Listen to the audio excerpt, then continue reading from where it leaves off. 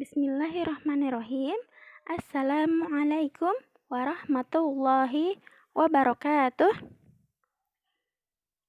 Innal hamdalillah nahmaduhu wa nasta'inuhu wa nastaghfiruh wa na'udzu billahi min sururi anfusina wa min sayyiati a'malina. May yahdihillahu fala mudhillalah wa may yudlil fala hadiyalah. Asyhadu an la ilaha illallah wahdahu la syarikalah wa asyhadu anna Muhammadan abduhu wa rasuluh. Amma ba'd. Kaifa halukunna? Bagaimana kabar antuna semua? Semoga antuna semua dalam keadaan sehat walafiat. Insyaallah kali ini kita akan masuk ke pelajaran 9, yaitu iman kepada malaikat Allah. Baiklah, sebelum kita masuk ke pembelajaran, marilah kita berdoa terlebih dahulu. A'udzu billahi minasyaitonir rajim. Bismillahirrahmanirrahim.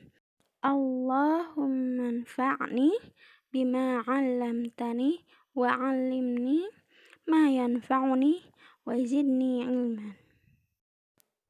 Baiklah, kita masuk ke pembelajaran 9. Silahkan dibuka buku paketnya halaman 43. Masuk ke bagian A, yaitu iman dan rukunnya. Iman artinya meyakini atau mempercayai. Iman sendiri letaknya di dalam hati dan ditunjukkan dengan ucapan, dibuktikan dengan perbuatan. Rukun iman yaitu ada 6. Yang pertama, iman kepada Allah. Yang kedua, iman kepada malaikat Allah. Yang ketiga, iman kepada kitab-kitab Allah. Yang keempat, iman kepada rasul-rasul Allah. Yang kelima, iman kepada hari akhir atau hari kiamat. Yang keenam, iman kepada qada dan qadar, yaitu takdir baik maupun buruk ya. Seorang muslim harus meyakini semua rukun iman, karena jika tidak, maka dia akan terjerumus kepada perbuatan kafir. Pembahasan kita kali ini rukun iman yang kedua, yaitu iman kepada malaikat Allah. Malaikat adalah makhluk Allah Subhanahu wa ta'ala yang diciptakan dari cahaya. Para malaikat tidak memiliki nafsu, sehingga mereka selalu taat kepada perintah Allah, serta tidak pernah berbuat dosa dan maksiat. Allah Subhanahu wa ta'ala berfirman, A'udzu billahi minasyaitonir rajim. La ya'sunallaha ma amarahum wa yaf'aluna ma yu'marun. Yang artinya, mereka tidak pernah melanggar apa yang telah Allah perintahkan kepada mereka dan selalu mengerjakan apa yang diperintahkan. Quran Surat At-Tahrim ayat 6. Allah menciptakan malaikat dengan jumlah yang sangat banyak, dan Allah mengetahui jumlah malaikat itu. Para malaikat ini mempunyai nama dan tugasnya masing-masing, sesuai dengan perintah Allah Subhanahu wa ta'ala. Al-Quran dan Al-Hadis hanya memberitahukan kepada kita beberapa nama dan sifat malaikat beserta tugasnya. Di antaranya yaitu, yang pertama yaitu malaikat Jibril, tugasnya menyampaikan wahyu Allah. Yang kedua, malaikat Mikail, tugasnya menurunkan rahmat Allah kepada makhluknya. Yang ketiga, Israfil, tugasnya memberi tanda hari kiamat. Yang keempat, malaikat Malakul Maut, tugasnya mencabut nyawa. Yang kelima, Munkar dan Nakir, yang tugasnya memeriksa amalan orang yang telah meninggal. Yang keenam, Rokib, tugasnya mencatat perbuatan yang baik. Yang ketujuh, malaikat Atid, tugasnya mencatat perbuatan yang buruk. Yang kedelapan, yaitu malaikat Malik, tugasnya menjaga neraka. Yang kesembilan, yaitu malaikat Ridwan, tugasnya menjaga syurga. Adapun malaikat lainnya yang diberitahukan dalam Al-Quran dan Al-Hadis, yaitu malaikat Zabaniyah. Malaikat ini ditugaskan untuk menyeret orang kafir ke dalam neraka. Allah menciptakan malaikat dengan jumlahnya yang sangat banyak. Ada juga malaikat yang ditugaskan untuk memikul arasy, dan ada pula yang ditugaskan untuk melakukan hal-hal lainnya. Semua itu menunjukkan kekuasaan Allah Subhanahu wa Ta'ala, bahwa Dialah Allah yang Maha Kuasa untuk menciptakan malaikat, dan Dia juga Maha Kuasa untuk memerintah mereka. Maka dari itu, kita sebagai seorang muslim mukmin wajib mengimani semua malaikat yang telah Allah ciptakan. Kita dilarang meragukan keberadaannya sekalipun kita tidak mampu untuk melihatnya. Barakallahu fikum.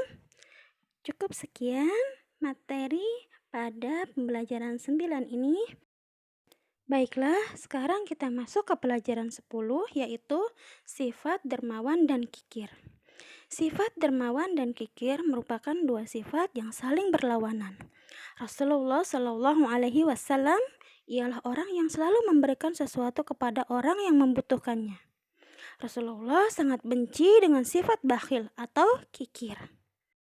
Rasulullah Shallallahu Alaihi Wasallam bersabda, Inna Allah Ta'ala jawadun yuhibbul juda, yang artinya sesungguhnya Allah Maha Pemberi dan menyukai orang yang suka memberi atau orang yang dermawan.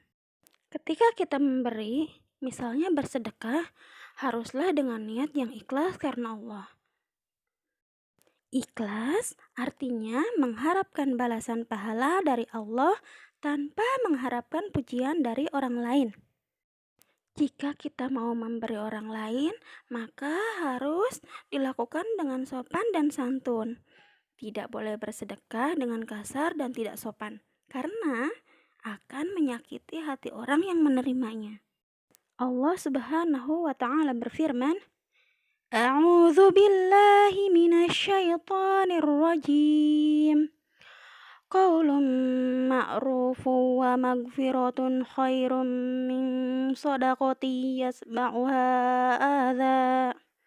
Yang artinya, perkataan yang baik dan pemberian maaf lebih baik dari sedekah yang diikuti dengan hal yang menyakitkan.